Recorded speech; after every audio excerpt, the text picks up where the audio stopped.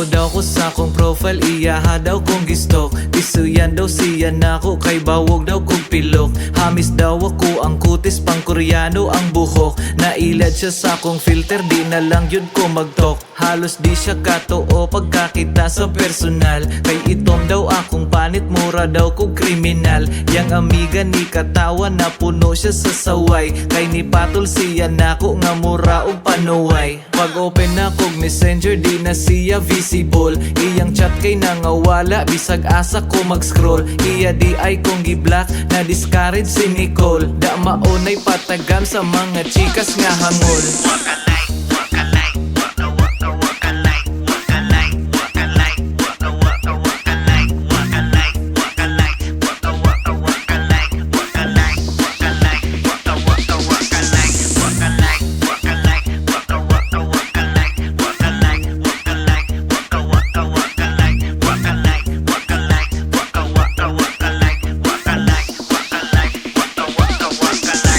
Kaila mi sa FB kay iyaha kong giad. Dugay na ko gi-accept kay abi kong mangingilad. Hangtod wa siya kapugong hala iya na kong gi-chat. Niingon siya og hay nako, ako rang gi-heart react. Ana siya pamati ko kay di daw ko mo reply. Gwapo daw ko sa kong di pinibukad akong atay. Gusto siya nga makigmit apan ako nag-alibay. Basin di ay mauna ni akong forever hanipay. Sa dihang nagkita me sa flyover dapit, ana siya emergency, dili na siya makahapit. Girito raday kong matit, gilibak ko ngayagit. Wa siya nako nakaangay, maong giblak ra ko kalit.